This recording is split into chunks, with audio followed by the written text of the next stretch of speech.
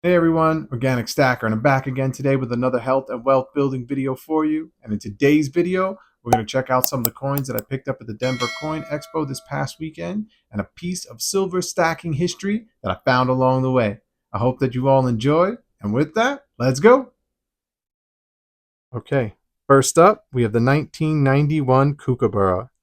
This is a beautiful series to collect. My wife and I have been collecting these for a few years now.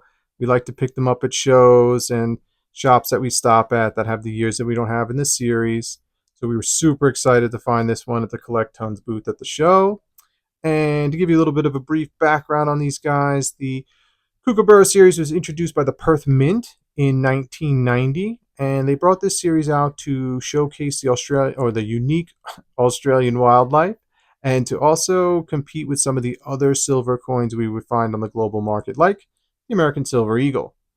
Now on the back here, you see it's Queen Elizabeth II. Now she could be found on these coins in this series up until 2024, where King Charles III takes this spot.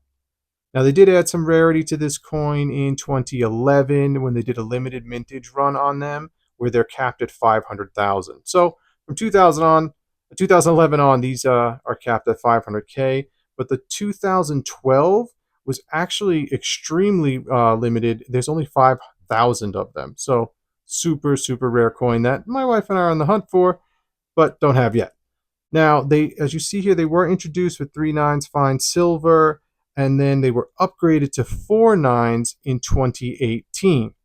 Now, they come in the 1 ounce, 2 ounce, 10 ounce, and large kilo sizes. So, just a beautiful coin to add to the stack, and like I said, adds a little fun to stack it. All right, next up, we have the Cannabis Round.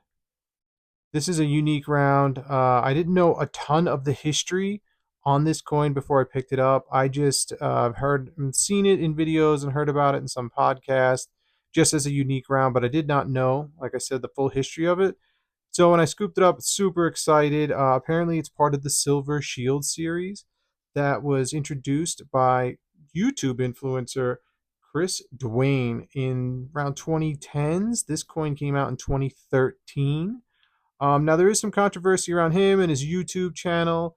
It was actually designed by artist Heidi Wastweet in 2013. So, again, it's a unique coin. I'm most likely going to stack a full tube of them as a stacking challenge. I thought it was kind of fun to add to the stack, and now that I know it has a little controversy on the history, makes it even a little more fun. So, that's the cannabis round. And last but not least, in our piece of stacking history, the Engelhard Prospector Round.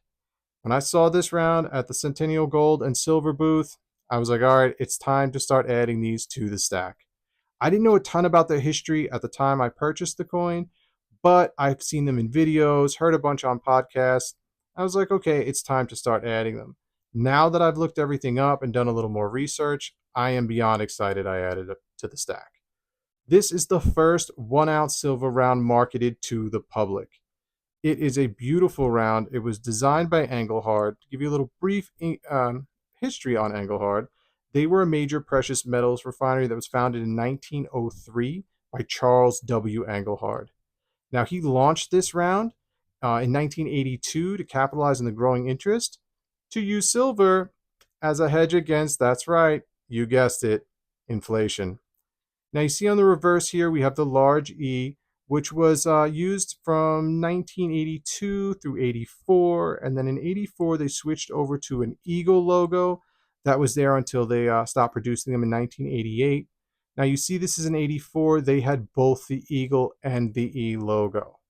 Now they all were made with 3/9 fine silver, and they could have been found in the 10th, quarter, half, and 1 ounce sizes like you see here. And what adds to their rarity and vintage status is that Engelhard itself actually stopped all refinery production in 2006 after being acquired by BASF. So this is a wonderful addition to add to the stack. I'm beyond excited. I'm also using it as a stacking challenge to stack a few tubes of these guys when I see them. So again, adding a little fun to the silver stacking. lifestyle. And yeah, I hope you've all enjoyed checking these rounds out with me and learning a little bit about the history of them and the refineries that produce them. And I hope this video inspired you to go out and learn some more about silver, gold, crypto, wellness, and ways to build up your health and wellness building repertoire. And as always, I thank you so much for stopping by. And if you find this video useful, please like, comment, subscribe, and share. I thank you all so much. And remember, if you don't stack your health, you can't stack your wealth. Organic Stacker, and I'll talk to you soon.